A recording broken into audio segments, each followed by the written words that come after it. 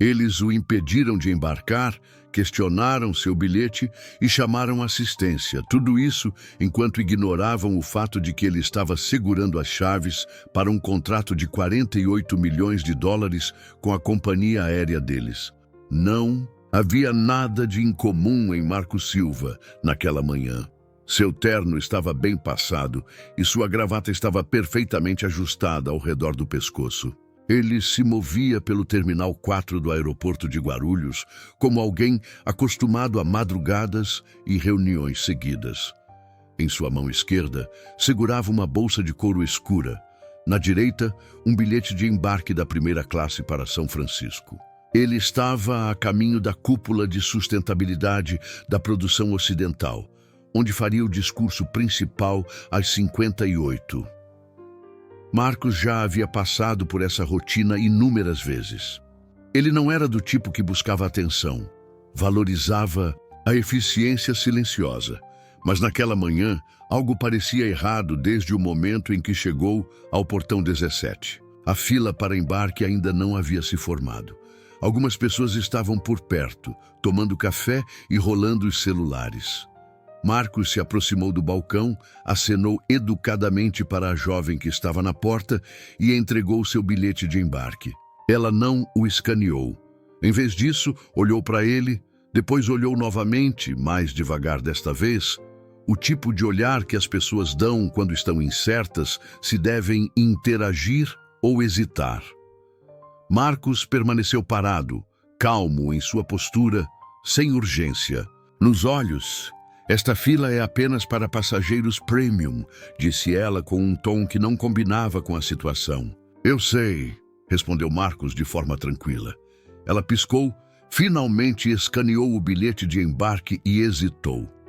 Sua mão pairou sobre o scanner, mas não pressionou.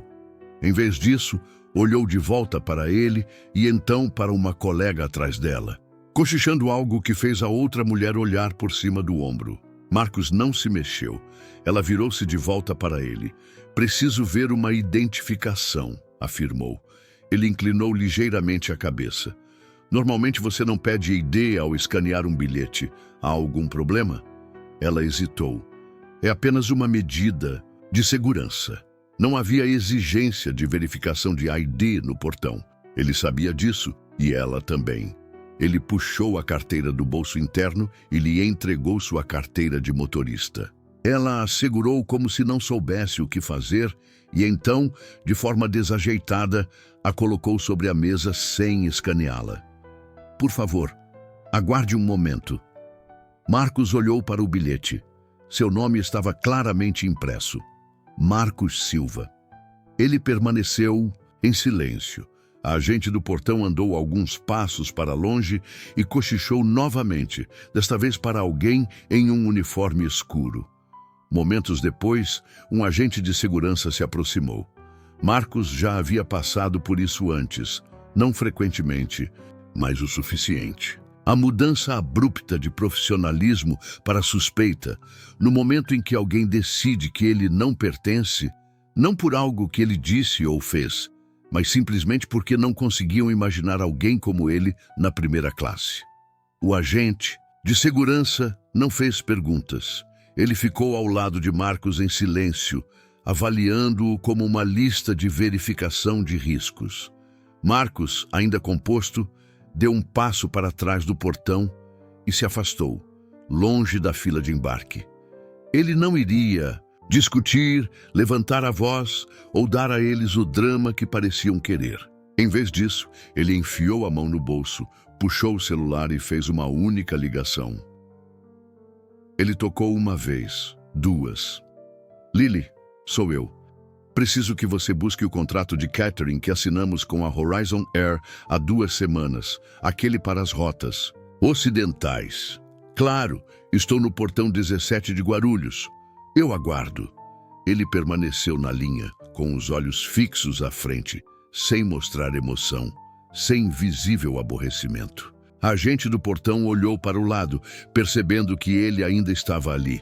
Ela se inclinou para o microfone na mesa. Estamos apenas lidando com um pequeno problema, disse ela para a crescente multidão de passageiros atrás dele. Obrigado pela paciência. Mas ninguém estava sendo paciente. Um homem em um pullover cinza se inclinou para sussurrar. Ele está causando problemas ou algo assim? Marcos ouviu, mas não se virou. A voz de Lily voltou ao telefone. Entendi. Você quer que eu ligue para a matriz ou não? Ele respondeu suavemente. Apenas sinalize. Acho que eles estão prestes a perceber que há um problema. Ele desligou e colocou o celular de volta no bolso. O bilhete de embarque ainda estava em sua mão. Ele ficou calmamente, como se estivesse esperando um elevador. Mas aquela chamada não era para reclamar, era para alertar. Marcos Silva não usava sempre ternos sob medida ou voava na primeira classe. Ele cresceu em São Paulo, em uma casa com pisos rangendo e manhãs agitadas. Sua mãe, Clara, trabalhava na seção de hortifrutigranjeiros de um supermercado local, enquanto seu pai, Jorge, alternava entre turnos noturnos na fábrica e finais de semana consertando carros para os vizinhos. Eles não tinham muito, mas sempre havia comida na mesa, e Marcos aprendeu desde cedo que a forma como você se apresenta é importante. Aos 15 anos, ele acordava às 5 da manhã aos sábados, ajudando a mãe a organizar caixas de frutas e vegetais antes da loja abrir. Foi onde aprendeu a identificar um melão maduro pelo toque, como perceber uma maçã podre à distância e, mais importante, como se comunicar com as pessoas, não apenas falar com elas, mas conversar. Há uma diferença, e Marcos descobriu isso rapidamente. Aos 23 anos, se formou na Universidade de São Paulo com um diploma em negócios agrícolas e exatamente R$330 mil na conta. Seu primeiro negócio foi uma barraca de frutas à beira da estrada, logo fora de São Paulo. Ele não tinha funcionários, nem mesmo ajuda temporária. Apenas uma caminhonete emprestada, uma tenda e determinação suficiente para vender milho, doce como se fosse ouro. O verdadeiro ponto de virada veio em seus 30 e poucos anos, quando ele percebeu uma lacuna que ninguém mais estava abordando. Produtos cultivados de forma sustentável, com origem regional, que pudessem atender à demanda das cadeias de supermercados sem sacrificar a qualidade. Não boutique, não feira de agricultores, apenas comida real, cultivada de forma limpa e entregue rapidamente. A Silva Global Foods nasceu em uma garagem alugada com uma rota de entrega e um laptop que travava 2 vezes por semana. Ele fez negócios diretamente com fazendas na região sudeste e lentamente construiu uma rede. Levou quase 15 anos até que sua empresa conquistasse um lugar à mesa com fornecedores nacionais. Hoje, a Silva Global Foods fornece para mais de 30 grandes redes de supermercados, 5 sistemas universitários e, mais recentemente, a Horizon Air. A companhia aérea o procurou. Eles queriam reformular suas refeições a bordo, após uma série de críticas negativas e feedbacks decepcionantes dos clientes. Marcos não fez uma proposta. Ele ouviu e, em seguida, propôs um plano. Rotações sazonais de produtos, fornecimento direto da fazenda para a companhia aérea e embalagens que reduzissem o desperdício pela metade. Eles assinaram um contrato de $48 milhões. Mas Marcos nunca perdeu de vista quem ele era. Ele não decorava seu escritório com prêmios ou pendurava placas no saguão. Se você entrasse em seu prédio em São Paulo, veria fotos emolduradas de sua barraca original de frutas e uma parede coberta por notas de agradecimento de agricultores. Sua assistente, Lili, gerenciava a logística. Marcos gerenciava relacionamentos. Ele também não gostava de drama. Evitava a tensão. E, acima de tudo, não se gabava de poder. Apenas o exercia discretamente quando necessário.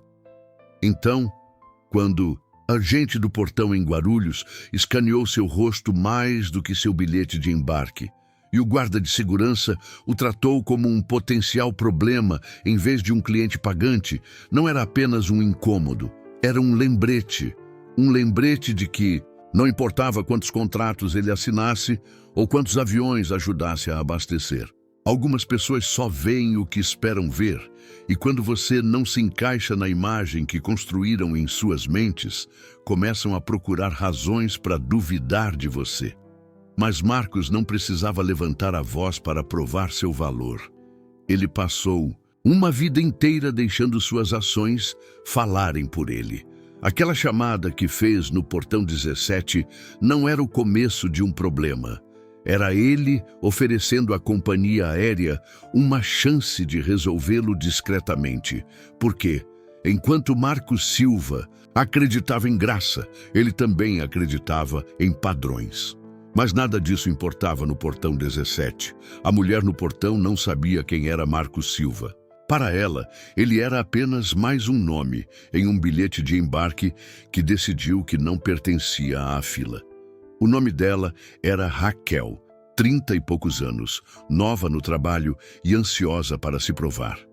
Depois de se transferir de Brasília para Guarulhos, um mês antes, ela tinha instruções rigorosas: manter a ordem, seguir o protocolo e não deixar ninguém ultrapassar limites.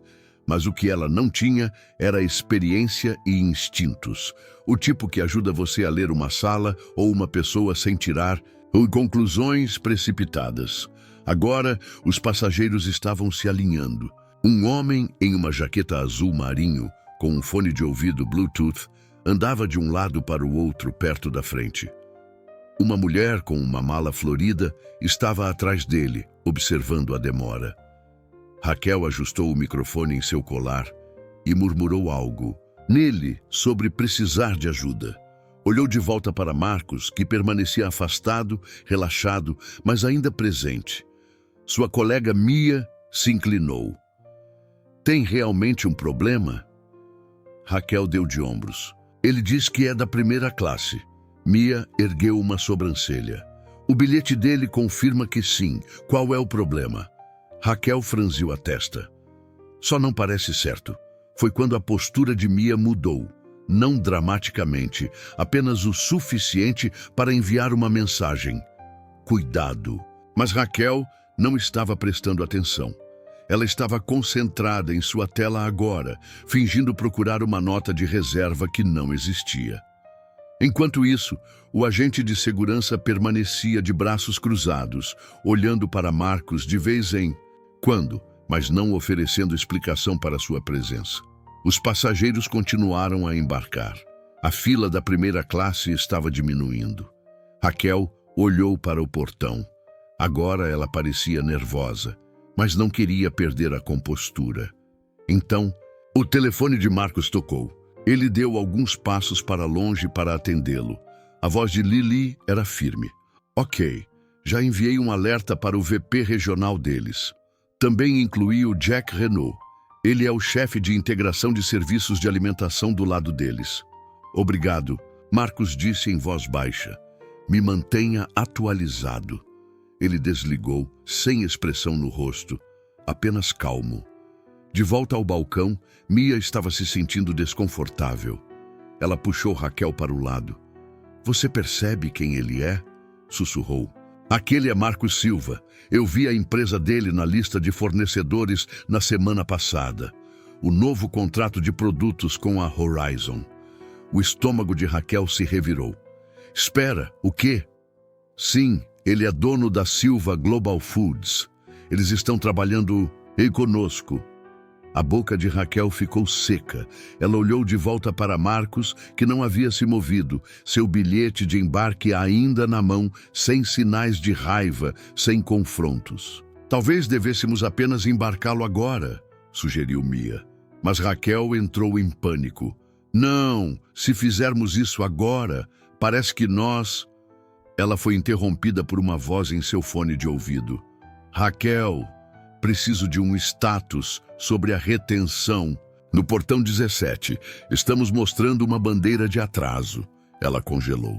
Só lidando com um problema de passageiro, mas está sob controle. O supervisor não parecia convencido. Certifique-se de que esteja. Temos executivos da matriz voando esta manhã, sem surpresas. Raquel tentou estabilizar as mãos. Ela olhou para Marcos novamente. Sua calma a fazia sentir-se menor a cada segundo. Ela não estava lidando com um problema. Estava se tornando um. Mia se virou para ele, pronta para se desculpar. Mas, justo então, a porta de embarque apitou. Outro passageiro passou.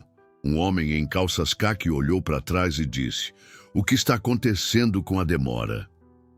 Raquel não respondeu. Sua voz havia desaparecido. Então, Marcos deu um passo lento à frente, não em direção ao balcão, mas em direção à parede de vidro que dava vista para a pista. Ele ficou lá, com as mãos entrelaçadas atrás das costas, observando uma fila de carrinhos de bagagem se mover.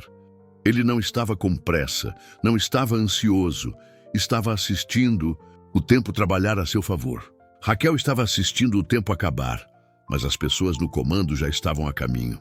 10 andares acima do terminal do aeroporto, em um escritório que tinha vista para a pista e para o skyline de São Paulo além dela, Clara Reis estava no meio de um croissant e um relatório de operações trimestrais quando o telefone da mesa tocou. Ela geralmente não atendia chamadas de números desconhecidos, mas esta tinha sido encaminhada 2 vezes e sua assistente sinalizou como urgente. "Clara", respondeu. "Oi, Clara. Lily Geller, ligando em nome de Marcos Silva, CEO da Silva Global Foods. Fomos alertados sobre um incidente envolvendo o Sr. Silva no portão 17. Clara se sentou um pouco mais ereta. "Que tipo de incidente?" A voz de Lily permaneceu profissional. "Seu pessoal parece ter negado o embarque a ele, apesar de seu bilhete de primeira classe. Estamos preocupados que isso possa escalar." Clara não perdeu tempo pedindo detalhes. Ela já tinha visto o nome de Marcos o suficiente para entender a gravidade da situação. A Horizon Air havia finalizado recentemente seus contratos de fornecedores para o próximo ano fiscal, e a Silva Global não era apenas um fornecedor qualquer, eles eram o fornecedor. Eles deveriam ajudar a reformular a imagem do serviço de alimentação da companhia aérea após uma desastrosa campanha nas redes sociais que expôs suas refeições congeladas e embalagens desperdiçadoras. Isso não era apenas um mau atendimento ao cliente, era um fogo vivo em uma sala cheia de gás. "Vou resolver isso", disse Clara rapidamente, levantando-se e sinalizando para sua assistente. "Ele ainda está no portão?" "Está calmo, mas claramente sendo maltratado." Clara já estava fora de seu escritório, com o paletó na mão, os saltos ecoando pelo corredor. Ela se virou para sua assistente. "Traga Sean e Elise da proteção de marca agora." Enquanto isso, de volta a São Paulo, o telefone de Jack Renault tocou durante um almoço de trabalho. "Jack", disse Lily, pulando as formalidades. "Marcos está sendo detido no portão. A equipe da Horizon o sinalizou sem razão." Jack quase deixou o garfo cair. "Você está brincando?" "Não." Ele ligou pessoalmente. Jack afastou-se da mesa. "Vou avisar a Clara. Ela já está se movendo. Você pode querer preparar o jurídico só para o caso." Ele não respondeu. Apenas desligou e começou a discar. Se isso se tornasse público, poderia desmantelar meses de trabalho no lançamento da nova campanha. Havia comunicados de imprensa programados, vídeos de lançamento em edição. Marcos Silva seria apresentado em sua iniciativa de voo fresco de outono como um rosto da sustentabilidade alimentar moderna. Esse rosto estava agora sendo sidelined em um portão de aeroporto por alguém que não sabia com quem estava lidando. No portão 17, Raquel estava começando a suar. Ela podia sentir a mudança, não apenas pelo silêncio gélido de Mia, mas pelos passageiros que agora murmuravam abertamente sobre a demora. As pessoas estavam puxando seus celulares, verificando o status do voo, ainda sem embarque. Então, sem aviso, um homem em um terno azul e um crachá da Horizon se aproximou rapidamente do portão, seguido por uma mulher de salto vermelho, com o telefone ainda pressionado contra a orelha. Clara! Ela terminou a chamada. Abaixou lentamente o telefone e avaliou a cena. Marcos não se moveu. Ele a observou se aproximar, mas não deu um passo à frente. Ele sabia exatamente quem ela era. Clara estendeu a mão, calma, mas direta. Senhor Silva, sou Clara Reis, diretora executiva de operações regionais. Posso falar com você em particular? Marcos assentiu uma vez, finalmente colocando o telefone de volta no bolso. Claro. Eles saíram alguns passos para longe. Atrás deles, Raquel ficou paralisada, sem saber se deveria seguir ou desaparecer. Clara respirou fundo. Senhor Silva, em nome da Horizon Air, gostaria de pedir desculpas. Já entrei em contato com nossa equipe interna para investigar a situação. Isso não deveria ter acontecido. Gostaria de acompanhá-lo pessoalmente até o voo. Marcos não reagiu. Ele apenas perguntou: Você sabe qual assento eu estava designado? Ela verificou em seu tablet. Assento 1A. Ele sorriu levemente. Primeira fileira. Interessante. Me disseram que esta fila era apenas para passageiros premium. Clara não piscou. Novamente peço desculpas. Marcos se inclinou levemente. O problema não é o erro, senhora Reis. É a suposição por trás disso. Ela engoliu em seco, entendeu? Mas Marcos não estava buscando retribuição. Ele estava esperando pela verdade. Raquel ficou parada atrás da mesa do portão, imóvel. Seu fone ainda estava preso ao colar, mas ela não estava mais falando nele. Ela observou Clara e Marcos, a alguns pés de distância, a conversa deles muito baixa para ouvir, mas alta o suficiente para mudar tudo. Os passageiros pararam de embarcar. As telas ainda mostravam o voo no horário, mas nada estava se movendo. Mia evitou olhar na direção de Raquel. Ela não precisava. Todos no portão já sabiam que algo estava errado. Clara acenou para a equipe de voo, que começou a desbloquear o portão. Marcos foi conduzido pela ponte de embarque, com Justin silenciosamente atrás dele. De volta ao portão, Mia se aproximou de Raquel. Você não entende, disse ela em voz baixa. A empresa daquele homem coloca comida nas bandejas de metade dos passageiros da primeira classe. Raquel não respondeu, mas o verdadeiro momento não estava naquela conversa. Era o que vinha a seguir. A equipe de cabine já havia sido informada. Assim que Marcos entrou no avião, ele não foi recebido com o sorriso robótico habitual, mas com um nível de atenção que parecia mais uma desculpa silenciosa. Um comissário de bordo chamado Jordão se ofereceu para levar sua bolsa de roupa e outro imediatamente trouxe uma garrafa de água sem perguntar. Senhor Silva, se precisar de algo antes da decolagem, Jordão disse quase em voz baixa, é só avisar. Marcos não reagiu muito. Ele não estava interessado em gestos. Ele se sentou no assento 1A, colocou a água de lado sem tocá-la e exalou pelo nariz. Não alívio, apenas respiração controlada e medida. Do lado de fora, algo estranho estava acontecendo. O terminal havia desacelerado. Os passageiros agora estavam verificando os painéis com mais frequência. Primeiro, o status do portão 17 mudou de embarque para atrasado, e dentro de 10 minutos, mais 2 portões próximos mudaram para o mesmo. Um homem em um blazer cinza bateu na mesa do portão 18 apenas para ser informado de que estavam passando por uma revisão interna do sistema. Não era apenas o voo de Marcos. Em todo o saguão, mais 3 partidas da Horizon Air estavam atrasadas. Sem razões específicas, apenas linguagem vaga, retenção operacional, processamento, técnico, coordenação de tripulação. Na verdade, a matriz havia emitido um desligamento suave, uma pausa discreta. Clara Reis, após acompanhar Marcos a bordo, havia caminhado diretamente para uma sala de reunião segura atrás do terminal. Ela estava agora em uma ligação com o jurídico, recursos humanos e gerenciamento de crise.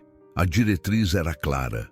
Antes que esse incidente se tornasse público, tudo precisava ser avaliado. Registros do portão, notas da equipe, comunicações internas. Cada funcionário que teve contato direto com Marcos naquela manhã estava sendo chamado. Ninguém diria em voz alta, mas o avião não iria a lugar algum até que a companhia soubesse exatamente quão longe o dano poderia se estender. De volta ao avião, Marcos estava sentado com os olhos fechados. Ele não estava bravo, não estava frustrado, mas sua calma não era serenidade, era experiência, o tipo que vem de décadas tendo que fingir que as coisas não doem, apenas porque você está acostumado a isso. Ele pensou em seu pai, Jorge, que uma vez foi recusado em uma concessionária de carros porque o gerente disse que ele não parecia capaz de pagar. Ele pensou em sua primeira reunião de investidores em São Paulo, onde alguém o confundiu com um manobrista. E ele pensou em como, depois de tanto tempo, isso ainda estava acontecendo, apenas em uma altitude mais elevada. Jordão voltou. Senhor Silva, ele disse gentilmente, fomos informados para atrasar a decolagem brevemente. Eles estão trabalhando em algo com a equipe do terminal. Vamos mantê-lo atualizado. Marcos acenou uma vez. Jordão hesitou, então acrescentou. Disse para meu irmão mais novo assistir ao seu discurso na Conferência de Sustentabilidade no ano passado. Ele está estudando agronomia. Você fez com que fosse real para ele. Só achei que você deveria saber. Marcos olhou para ele pela primeira vez desde que embarcou. Um pequeno sorriso. Não performático, apenas humano. Agradeço por isso. Enquanto Jordão se afastava, os pilotos saíram da cabine e conversaram com um membro sênior da equipe perto da frente. Suas vozes eram baixas, mas não o suficiente. Marcos ouviu uma frase, retenção em solo, sem ideia de quanto tempo. E em algum lugar no fundo do avião, um homem gemeu audivelmente. Figuras! Essa companhia aérea nunca se organiza. Marcos não respondeu. Ele se reclinou e observou as nuvens flutuarem do lado de fora da janela. Ele fez sua parte. O restante não estava sob seu controle. 20 minutos depois, o relatório interno chegou à mesa de Clara. Os registros do portão estavam limpos. Nenhuma ameaça relatada, nenhuma perturbação registrada. A única irregularidade: uma chamada feita pela agente do portão para a segurança sem razão documentada. Isso por si só era suficiente. Quando o voo finalmente começou a se afastar, Raquel havia sido silenciosamente removida do piso, sem anúncios, sem cena. Seu nome não apareceu na programação do dia seguinte. Uma foto surgiu naquela tarde. Alguém no terminal a havia capturado. Marcos parado calmamente perto do portão, um telefone no ouvido com a legenda. Ele não levantou a voz. Ele não se moveu, mas todo o aeroporto ouviu. Mas histórias como essa nem sempre terminam como você esperaria. O avião pousou em São Francisco logo após 1h15 da tarde, horário local. Marcos foi um dos últimos a deixar a aeronave, levando seu tempo enquanto os passageiros corriam em direção a transportes, retirada de bagagens e conexões. Ele não verificou o telefone até já estar no fundo de um Lincoln preto, a caminho do Marriott, onde a cúpula de sustentabilidade da produção ocidental já estava em andamento. As notificações estavam empilhadas. E-mails da Horizon, um texto de Lili, avisando que a equipe jurídica havia entrado em contato com um rascunho de carta e um link para um blog de notícias local que, de alguma forma, havia pegado o incidente no JFK. Nada viral, nada explosivo, apenas uma onda silenciosa se movendo pelos círculos certos. Dentro do salão da conferência, a multidão zumbia. Marcos entrou inicialmente sem ser notado, mas, à medida que se aproximava do lado do palco, onde seu discurso estava agendado, alguns participantes começaram a reconhecê-lo. Ele trocou cumprimentos breves, apertou algumas mãos, sem menção ao aeroporto, sem simpatia, apenas negócios, da maneira que ele preferia. Ele subiu ao palco 20 minutos depois, diante de uma sala cheia. Seu discurso não era sobre o que aconteceu no Portão 17, não diretamente. Era sobre resiliência na cadeia de suprimentos alimentares, sobre como pequenas suposições em fornecimento, armazenamento e entrega criam consequências significativas. Ele contou a história de um agricultor de beterraba no interior de São Paulo que quase perdeu sua colheita devido a um único e-mail perdido, e como aquele único e-mail se tornou um ponto de virada na otimização dos sistemas de comunicação de sua empresa. Mas ao final ele pausou, olhou para a sala, empresários, fornecedores, pesquisadores universitários, especialistas em logística, e disse: às vezes o problema não é o sistema, às vezes são os atalhos que tomamos ao ler as pessoas. E houve um momento de silêncio. Ele continuou: seja discutindo um novo produtor, um fornecedor ou alguém em pé em um portão com um bilhete de embarque válido, o que supomos diz mais sobre nós do que sobre eles. Isso rendeu aplausos silenciosos, não estrondosos, apenas sinceros. Depois, quando Marcos saiu do palco, um homem de uma empresa de distribuição de Seattle o parou e disse: ei, aquela coisa que você disse sobre atalhos me atingiu mais do que eu pensei que atingiria. Marcos sorriu. É onde a podridão começa, nos atalhos. De volta a São Paulo, Clara Reis estava em seu escritório revisando um relatório da equipe de auditoria interna. O arquivo de Raquel havia sido sinalizado, mas Marcos não havia pedido que ela fosse demitida. Ele não havia pedido compensação. Ele não havia comentado sobre a oferta de um pedido de desculpas por escrito a ser compartilhado publicamente. Ele não precisava. A alta administração da companhia aérea sabia exatamente o que havia acontecido e entendia quão perto estavam de perder mais do que um contrato. Nas semanas seguintes, a Horizon anunciou discretamente uma nova parceria com um grupo consultivo sobre direitos civis focado em sensibilidade no local de trabalho e prevenção de preconceitos. Algumas publicações de imprensa conectaram os pontos. Marcos foi mencionado uma vez indiretamente em uma citação de um porta-voz da Horizon. Eventos recentes nos lembraram do trabalho que ainda precisa ser feito. Marcos não comentou, ele não postou, ele não retuitou. Ele voltou ao trabalho e quando Lily perguntou se ele queria falar com a imprensa, após a GQ ter solicitado uma entrevista, ele disse: diga a eles que estou ocupado alimentando pessoas. Semanas se tornaram meses e, no entanto, a história persistiu. Não porque explodiu online, mas porque as pessoas se lembraram dela. Pessoas que estavam no terminal naquela manhã compartilharam-na durante o jantar. Pessoas que viram a foto dele parado, com um telefone no ouvido, começaram a usá-la em apresentações sobre liderança silenciosa. Pessoas que trabalhavam na Horizon Air sussurravam sobre isso nas salas de descanso. E em algum lugar no interior de São Paulo, uma aposentada chamada Clara Silva leu o artigo online, sorriu para si mesma e disse em voz alta em sua cozinha: esse é meu filho.